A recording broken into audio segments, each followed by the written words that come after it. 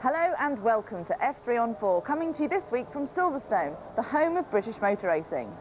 Now, after the fiasco with the Grand Prix back in Easter, the car parks are a little drier now, and the crowds are coming in to watch the next generation of Grand Prix stars make their name and hopefully make it into Formula One.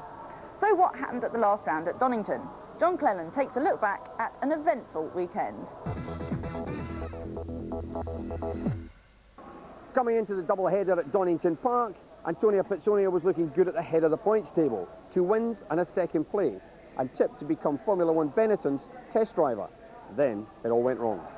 He qualified second behind Takuma Sato, but clashed on the first corner, limping back to the pits with a puncture.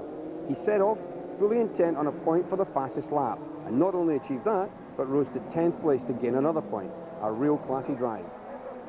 Pizzonia's chief rival, Tomas Scheckter, should have profited from the problems, but he made a poor start, entangled with Matt Davis on the way into Redgate, was trying to overtake. No points for Scheckter, while his teammate Narain and Karthikeyan followed Ben Collins home as the law graduate posted his first British Formula 3 victory. Race 5 on Sunday should have seen Collins' teammate Takuma Sato back on pole position, but the scrutineers found that his air restrictor that limits the power of the engine was oversized, and he was placed at the back of the grid. No arguments there, surely, but this air restrictor was less than half a thousandth of an inch too big over a single diameter. That's less than half the thickness of a human hair. And the teams get the engine sealed, complete for the engine builder. They don't even touch them. They argued their case long and hard, but there's no tolerance on that measurement, and they lost. Trevor Carlin feels Sato's actions at Oulton Park may just have tweaked the restrictor and made it slightly oval and hence illegal. As the sheriff fell at the start of the race, Pizzonia spun on the green flag lap and was fortunate to be able to resume his second place on the grid. From there, he chased poleman Tomas Scheckter all the way to the flag, but found it impossible to pass. Or was he just playing the long game, looking at the season as a whole? He came away from the weekend just 2 points ahead of Scheckter, with Karthikeyan, Priaulx and Bentwood very close to each other in that chasing group. In fact, Michael Bentwood's form this season has been a bit of a revelation. The 2 third places that he's had have so far been the best of his Formula 3 career. So what's made the change? Martin Haven explains. Michael Bentwood was already in his second year of Formula 3 racing when he found himself lapped by Nicolas at Thruxton. Minassian felt he'd been balked as the eventual champion Johnny Kane went through, and so the Frenchman decided he would confront Michael. This show of Gallic petulance effectively cost Minassian the 97 Formula 3 title and can't have helped Bentwood's confidence any. But he stuck to it. Over the following years, his best result was this 4th place at Pembrey last summer, holding off the black car of Tim Spouge.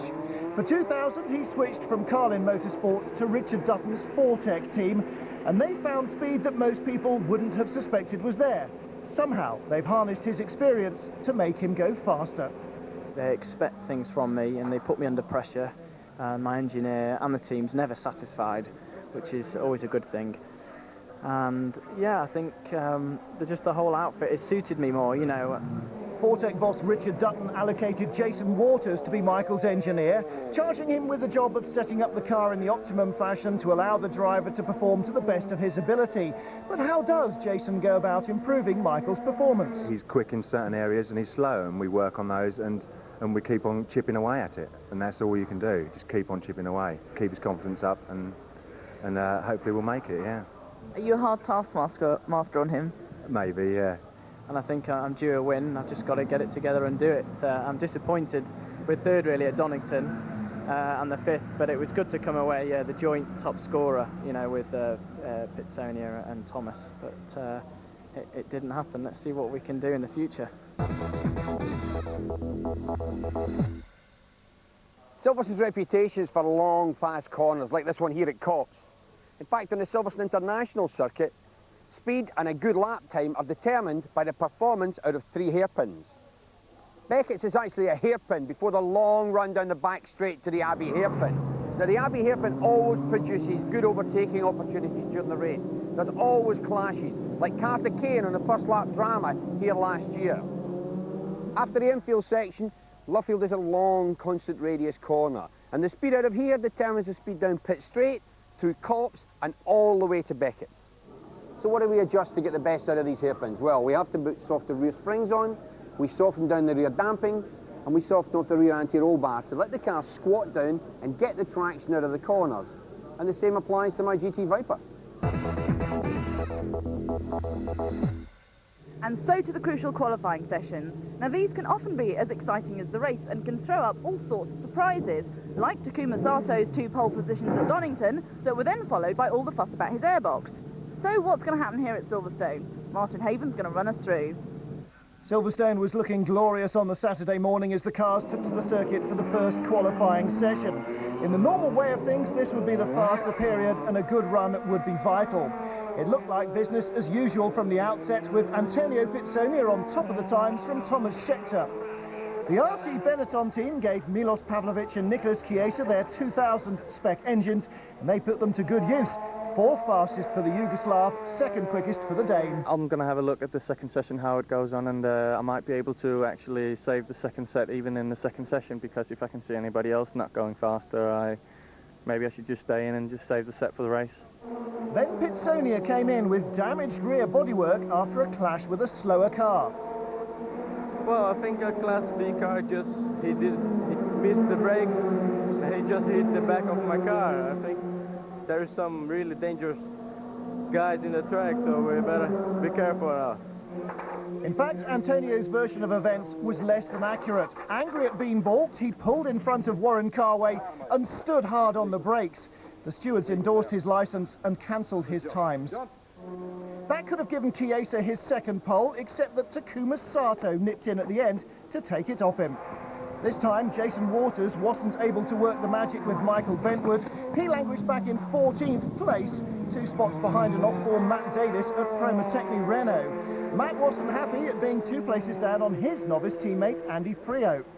The second session was slower for almost everyone except Pizzonia, who needed to set a legal time. He worked his way up the order to be 5th by the end, half a second slower than the morning. I think the track was drying out a little bit and I could improve my time on the last lap. Maybe another 5 minutes I could be on pole. So a 2nd pole position for Takuma Sato and a 2nd front row for Nicolas Kiesa.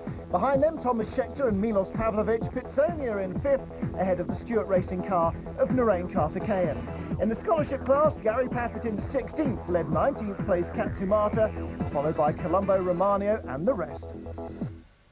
Well, this is what the weekend is all about. Behind me, the cars are lining up on the grid for the race, and we'll take a quick break. Join me again in a couple of minutes in F3 on 4.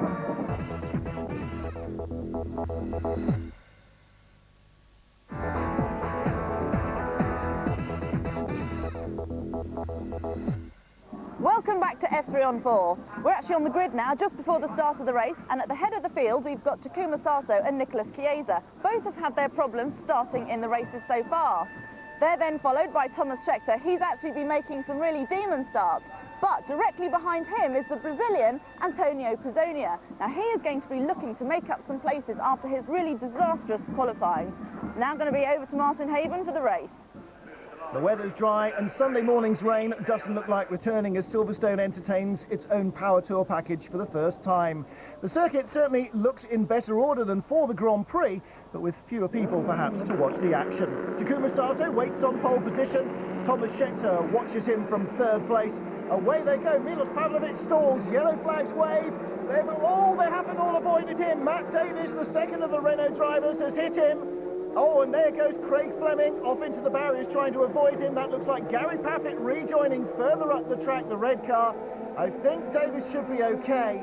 Sato leads then, Kiesa in 2nd, Pizzonia 3rd, the 2 white Stewart cars, and somebody else spinning. That's a Vortec machine. Oh, that's Bruni. Bentwood just went past, a couple of spots behind him.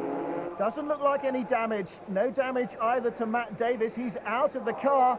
Well, that's very good to see. The red flags are out. You can see them waving in the background as the field slows right down to allow those cars to be cleared up. And there's Milos Pavlovic, and it looks like he's been really rattled by that narrow miss, and it was a narrow miss as well. Car looks dreadful. No, please. It's not the case. Well, he's clearly not ready to talk just yet, and little surprise. Chris Weller looking at the damaged Promatechnic car, that really is wrecked as well. I think that is just scrap. And Matt Davis likely to have pretty badly bruised legs from that as well, I should think. Well, both drivers walking away. Look again from the reverse angle. Pavlovic stationary, everybody going around the outside.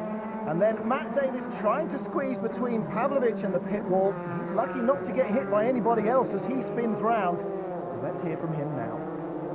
I couldn't see anything in front of me. I got a good start. I was moving right to get past Andy, my teammate, and as he moved left to avoid, I think it was Pavlovic, all of a sudden I had a car in front of me that stopped, and I tried to swerve right, but I saw it a little bit too late, really. So that was it. Over the top of him I went, and the car's pretty much in a bad way, but just an end to a pretty terrible weekend, really.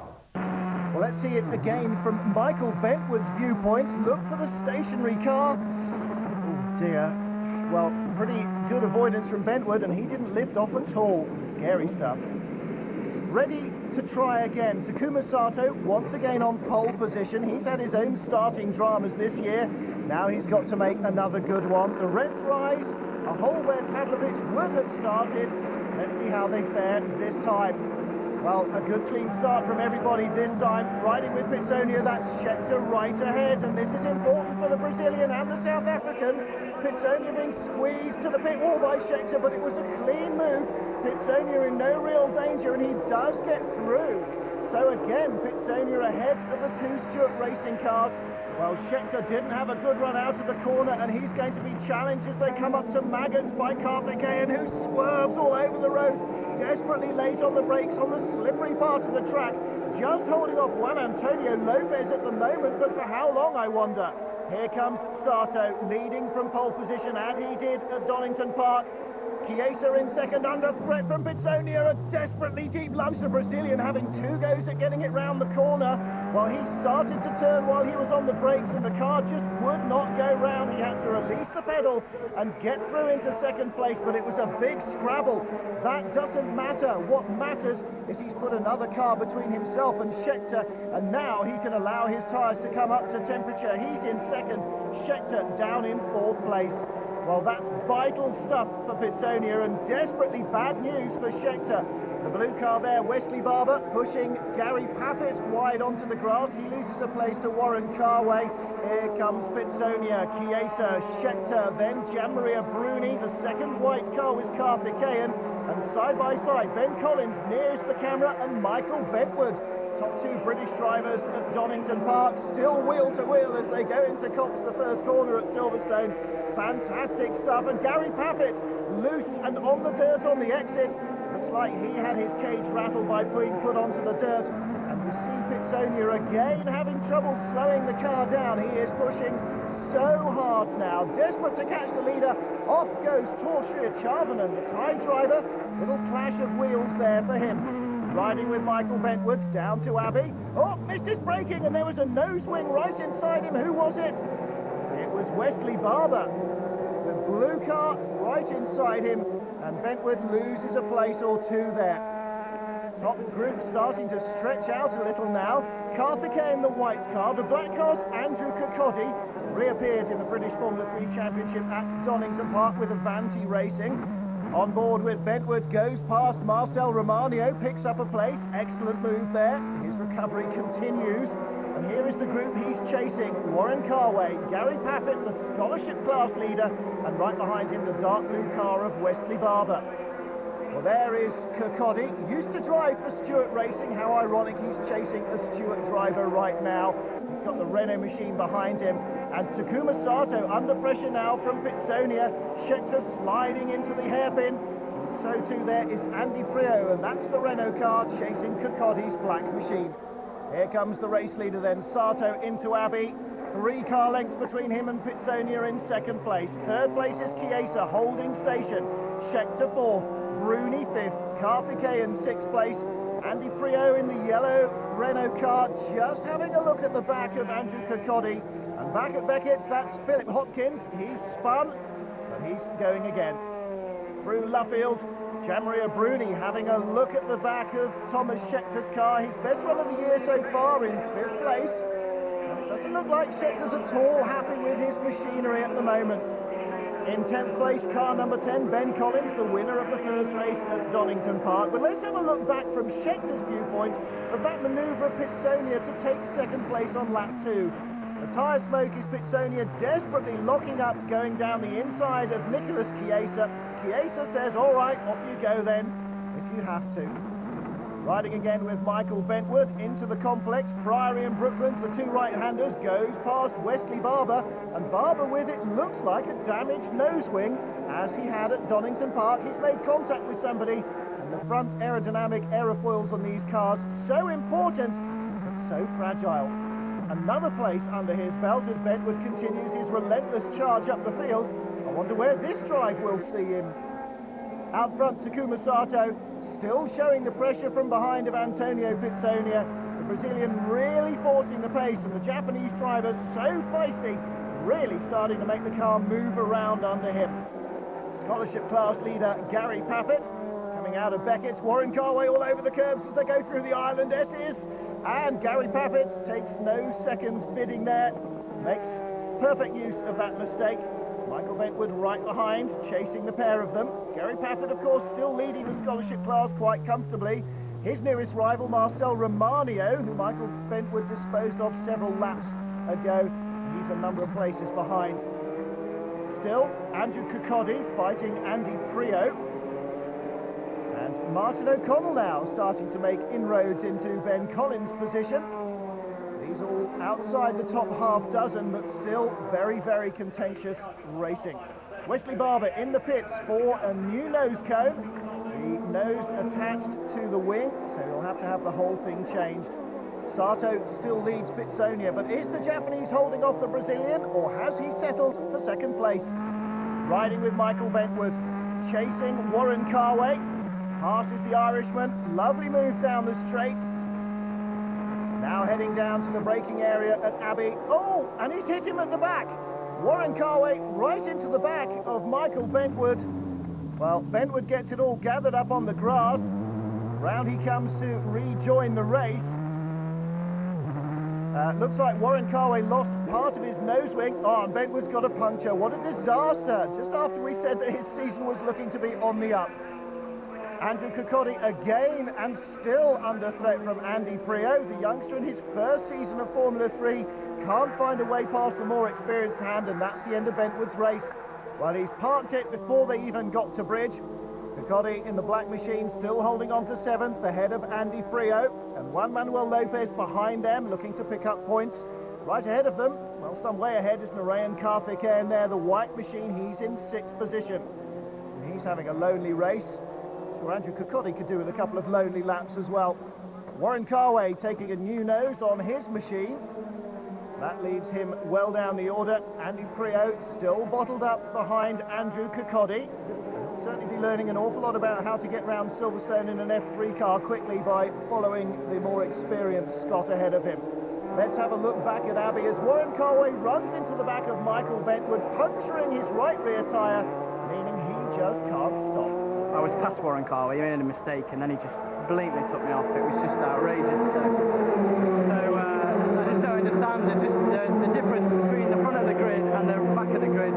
It's just incredible. It's just the quality of driving. It's just I can't believe it. Down to Abbey, Kirkcaldy with Priaulx right behind him. Kirkcaldy on the wide outside racing line. Priaulx comes down inside, looks across. Is there room? Not quite. Oh dear, that was nearly a very nasty roll for Andy Priaulx. Might have been a worrying moment for Andrew Kirkcaldy as that car came across in front of his face as well. And he's off on the inside of the circuit. Well, the John Cleland predicted accident finally happened there. No such problems for Sato and Pizzonia. The Brazilian has just never quite got that close to the Japanese. Priaulx out of the car. A rotten weekend for the Promotechni team. 2 damaged chassis. But let's have a look at that again and see how it came about. Kirkcaldy goes wide, Priaulx comes down the inside, the unguarded door is wide open. Kokodi tries to shut it rather too late. I think both drivers lucky not to be injured in that one. Everybody's already packed up and left the pit wall at Promotechny. Sato still leading from Pizzonia, so the Carlin and Manor Motorsport teams will most definitely not have left the pit wall as this nail-biting battle for the lead continues. It looks likely to run all the way to the line. Trevor Carlin again can't wait for it all to end. He's had one win with Ben Collins at Donington Park, and then he should have had 2 pole position to flag wins for Takuma Sato. Neither of them happened. Can it happen here today? Gary Paffett looks sure to secure the scholarship class win here. 10th overall on the road, just ahead of Wesley Barber. Second in that class is Atsushi Katsumata. He's 14 seconds back, and no real threat now. Andy Priaulx trying to negotiate a special rate for photos of that accident as Takuma Sato comes into bridge on his final lap, as secure now as he was the first time around. Indeed, as he was after the first of the 2 starts. Safely through the complex. Pizzonia, no position to challenge him now. Gianmaria Bruni, 5th place at bridge, his best run of the season so far. And Sato exiting the final corner. The Japanese joined the series at Silverstone last year, winning the national class in his first race. Now it's an overall race victory that he takes as he takes the checkered flag. The Carlin team are delighted. Sato acknowledges that delight and waves to the crowd. Let's hear now from Trevor Carlin. You must be delighted. Yeah, very happy, especially after the last race. So, I mean, he's had a lot of bad luck and bad runs. we had some good luck for his race. Well, a great result for Takuma Sato. He becomes the 4th winner in Formula 3 this year. Pizzonia and Scheckter 2nd and 4th, keeping their championship battle alive. And Bruni and Karthikeyan the top 6. And in the scholarship class, Gary Paffett keeps his perfect record. Takuma, many congratulations. Now that was obviously a very, very hard race for you. Thank you very much. Yes, it is. Well, But you made a good start. Happy with that? yes, second start is much better than first, and I just, driving away. Antonio Pizzonia and Tomas Scheckter continue to lead the overall championship battle, and the other winners, Ben Collins and Takuma Sato, don't feature in the top half dozen yet. In the scholarship class, it's all about Gary Paffett with that perfect score. So the Formula 3 season maintains its high excitement, and we have a new face on the top step of the podium. John, what do you make of it? Nice to see yet another new face there. Also, Kiesa been up there too. But Pizzonia is the man that keeps appearing on these podiums. He's looking quite good, but my money for this championship is still Scheckter. Well, they're going to be moving off to Brands Hatch in a couple of weeks and the magnificent Grand Prix circuit. But you can see all the action here in F3 on 4.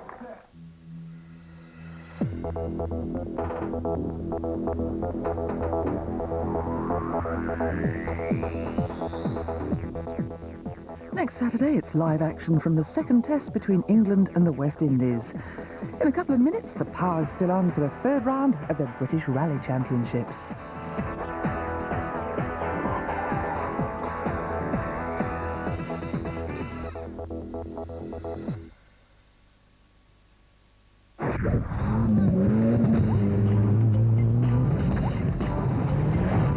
Sport on 4 with Stepstone Online Recruitment.